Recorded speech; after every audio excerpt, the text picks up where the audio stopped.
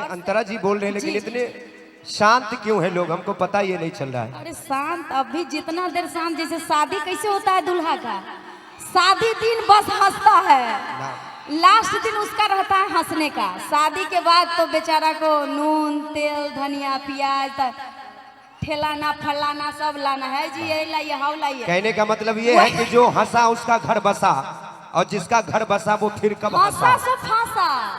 उस दिन दूल्हा का लास्ट टाइम रहता है शादी के दिन हंसना का जी, उसके बाद तो रोना ही लग। और लड़की का क्या रहता है, शादी के दिन विदाई में रोती है ना जी लड़की,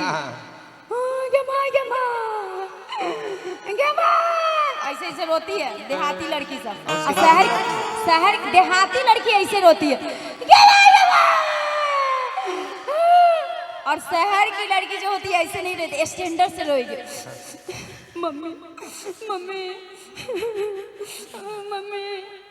रोने का भी तरीका है, उसको पता है कि आज हमको रोना है, उसके बाद जिंदगी उसके भर बाद किसी तो और को हंसना ही रुलाना है। लास्ट दिन लड़की रोती है विदाई के समय, उसके बाद तो राजी है, जहाँ जाती है रानी बन के रहती है। लड़का का ना पॉकेट ढीला होता है जी, लड़की को क्या है लाइट के पीछे जो पॉइंट का पॉकेट सारा ढीला शादी के बाद। हाँ समझ जाइए। तो जेकर केते आदमी में कुमार छी, यो हाथ उठियो तो अयो अहू कुमार छी, झूठ बोली है, अहाँ नहीं बुझाई छी कुमार, हाँ कुमारे हैं। बाप रे बाप, कौन कहता बुजुर्गों में इश्क का सिलसिला नहीं होता, आम तब तक मजा नहीं देता जब तक पिलपिला नहीं होता। एक बार भैया के लिए ताली बजा दीजिए, जोरदार ताली भैया के लिए। अभी तक शादी नहीं किए हैं, ठीक है, करना भी नहीं है क्योंकि ये शादी नहीं आसान। वही लेल आँख के चेहरा पे इतना मुस्कान है, अब पता चला जी, ये तो शादी नहीं किए हैं अभी तक। इसमें जितने भी शादी हो गए हैं इधर लग रहे हैं कुछ लोग शादीशुदा है इसमें, है ना। चेहरे का मुस्कान अभी थोड़ा बहुत गायब है, लेकिन चाचा नहीं हंस रहे, ऐसा लगता है घर में इनका हालत ठीक नहीं है। चाची बोली होगी कि देखो जी जाए छी तो ठीक है, लेकिन तनी बचा के सीधा सीधी। ना देखिए, हमको बुजुर्गों से डरने की बात नहीं, अररिया है। अच्छा। यहाँ के जितने भी छोटे छोटे बच्चे हैं, नौजवान हैं, इन सब से डरिए, क्योंकि अभी अगर लाइट बंद हो जाएगा ना तो तुरंत अनहरिया में टीप देगा। वाह, बहुत खतरनाक है यहाँ के नौजवान। कि मोछ यहाँ के बड़ी लाजवाब है। मोछिया पर तिल वाला मेरा गाना कुछ दिन पहले आया था, रील पर बहुत वायरल किया था कि मोछिया पर जकरा तिल हो खेला। में कितने आदमी के मोछ पर तिल है, यो है नहीं है तब वहाँ जल्दी पैट जाए केकरो से। अभी लड़की सब सुंदर सुंदर आए हैं, कहीं यहाँ पैट, जिसके मोछ पर तिल नहीं है वो मर्दाना जो है ना तुरंत फिसल जाता है। कोई लड़की एगो जरा सा आंखों मारी तो फिसल गया, लेकिन मोछ पे जो जिसका तिल रहता है ना, राइटर का ये भाव है, वो जल्दी नहीं पटता है, मतलब एटीट्यूड वाला होता है। गाना बा अरे की मोछिया पर जकरा तिल हो खेला, अरे की मोछिया पर जकरा तिल हो खेला। आओ सन मरद के, आओ सन मरद के बा। इधर भी कुछ लोग हैं, सभी को मेरा हेलो, कैसे हैं आप लोग, सभी को नमस्ते। इधर भी बहुत लोग हैं, आप सभी को भी मेरा नमस्कार। ठीक छिए ना यहाँ सब, ठीक छिए ना यहाँ सब। कुछ देर पहले सबके बहुत बहुत स्वागत हम सब कलाकार की ओर से। अरे की मोछिया पर जकरा तिल हो खेला। जो लोग भी अपना टेंशन उन्सन लेके आए छी घर से, सब खत्म कर दिया। नया साल के आगमन करे के छी खुशी के साथ, स्वागत करे के आई छी नहीं नया साल के।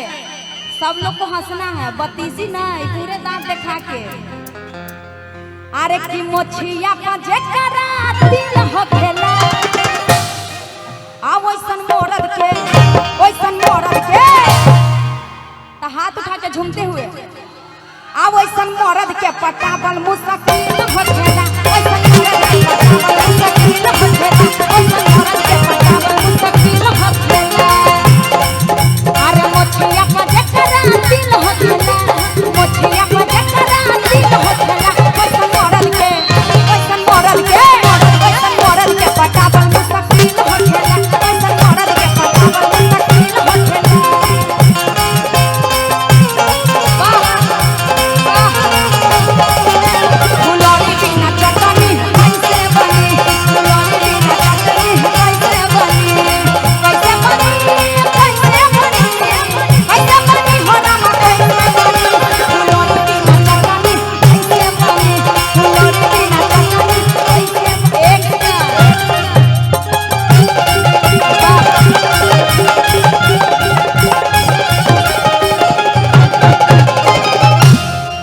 नया साल आ रहा है, आप लोग परिचय दे दीजिए, इधर आशीर्वाद लीजिए।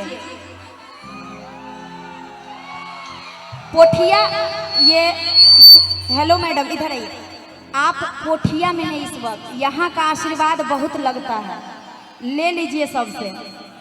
देवे चाहबे आशीर्वाद, हाथ हिला के दे दियो। क्या नाम है आपका मैडम? छाया। ये छाया जी हैं, आप लोग इनका डांस अभी थोड़ी देर में देखिएगा। और आपका क्या नाम है मैडम? चांदनी यादव। ये चांदनी यादव जी है, अब गर्दा छोड़ाने वाली है कुछ देर में। अरे कि थोड़ा थोड़ा, अरे मोमया धा पत्थर वो कर दिल हो खेला। अरे कि मोमया धा पत्थर वो कर दिल हो खेला। थारू डांस करना है, ठीक ना? कि वैसन मर्द के, वैसन मर्द के, वैसन मर्द के पटावल मुश्किल हो खेला। वैसन मर्द के पटावल मुश्किल हो खेला। वैसन मर्द के पटावल मुश्किल हो खेला। जिया मीठी मीठी तालियां। जिया पूरा मलाई खाले बुढ़िया खाले लपस। क्या बात है जियो। अरे जिया जिया।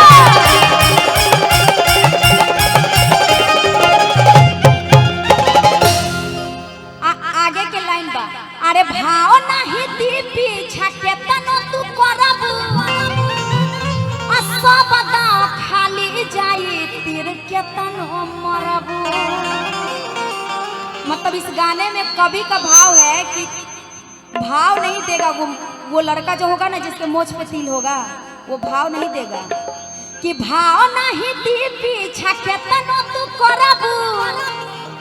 सब दाव खाली जाई तीर के तनो मरब। अरे कि मोमया धा पत्थर वो कर दिल हो खेला। अरे कि मोमया धा पत्थर वो कर दिल हो खेला। वैसन मर्द के, वैसन मर्द के, वैसन मर्द के पटावल मुश्किल हो खेला। वैसन मर्द के पटावल मुश्किल हो खेला। वैसन मर्द के पटावल मुश्किल हो खेला।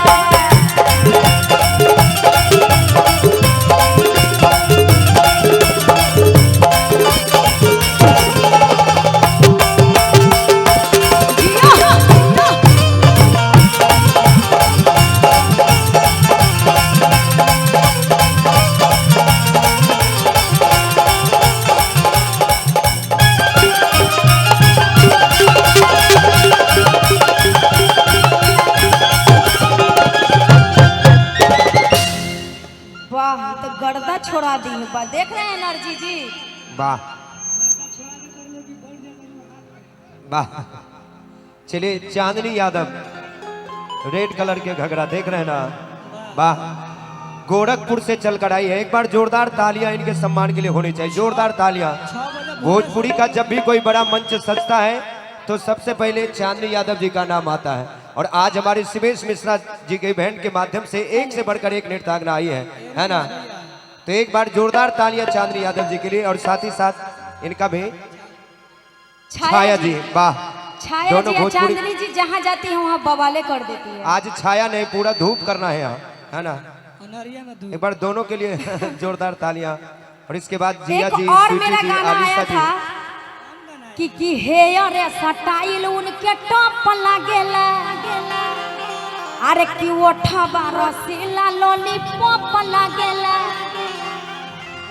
गमछा हाँ बांधने छी तै लेल। देखो बहुत लोग, देखिए इधर भी गमछे वाले हैं। वाह, अरे कि कम से कम हेयर तो अपना दिखा दियो। मौज मस्ती या भेंट घाट करे के टाइम मिले छे केकरो अभी के डेट में? आज तो बहुत अच्छा दिन है कि आप और हम मिल रहे हैं। दो दिल मिल रहे हैं। का जी गाना सुन ले छी ना, दो दिल मिल रहे हैं। खुशनसीब हम भी हैं और आप भी हैं कि आप सबसे मुझे मिलने का मौका मिला। शिवेश मिश्रा एंटरटेनमेंट के माध्यम से ये प्यारा सा कार्यक्रम, और इस कार्यक्रम को सफल बनाने में आप सबको कहा। यहाँ पे आते हैं तो कर आने लगता है। देखिए हेलो। टेंट वाले भैया आप फर्स्ट गेट के पास अरे आकर जी। मिले। टेंट वाले भाई साहब, हैं जी। टेंट वाले भाई साहब फर्स्ट गेट के पास भैया जी, आकर सबर मिले। करी। बाप रे, ये गाना सुने हैं? वाह, ये भी गाना मेरा कुछ दिन पहले आया था, खेसारी जी के साथ डुएट था ये। सब होगा अभी, और मैडम से थोड़ा सा तैयार हो रही है तो बड़ी मजा आने वाला है। अरे की है अपन हेयर तनी दिखा दियो, टकला उकला नहीं ना? बाप रे, है बाल है पूरे काला काला है जी। हम सोचे बाल उड़ल है, लाज से बांधे हुए हैं का जी। अरे की है यार स्टाइल उनके टॉप लागेला। अहू के उड़ल है कि पीछे वाला टोपी लगा लीजिए। अरे की है यार स्टाइल उनके टॉप लागेला। आ ओठा रसीला लॉलीपॉप लागेला। आय अपना कन्हवा पे रखने गमछिया। हाँ गमछिया आ माथा में बनले छै, तनी कन्हा पर रख के देखियो ना केहन लाग रहल छै, लुक केहन लाग रहल है अहाँ के। अरे जियो व्यास जियो कि अपना कन्हवा पे रखने गमछिया। हाँ गमछिया, तनी गमछा उड़ा के केते लोग गमछा लगे आल छै। वाह कि बड़ा नीक लागे काला काला मोछिया। बड़ा नीक लागे काला काला मोछिया। हमरा भावे लागल हम के सुरतिया। बड़ा नीक लागे काला काला मोछिया। हमरा भावे लागल हम के सुरतिया। अरे हे अरे सताई रोल के टॉप लागेला। आ ओठवा रसीला लॉलीपॉप लागेला।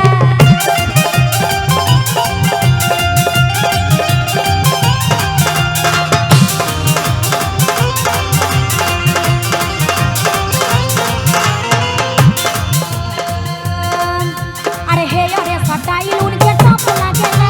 आ ओठवा रसीला लॉलीपॉप लागेला।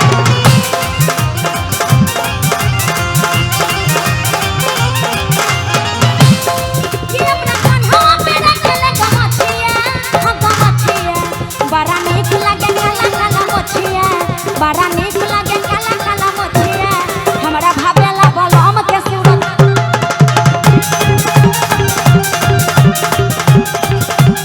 मुआ दो मुआ दो का हो चांदनी।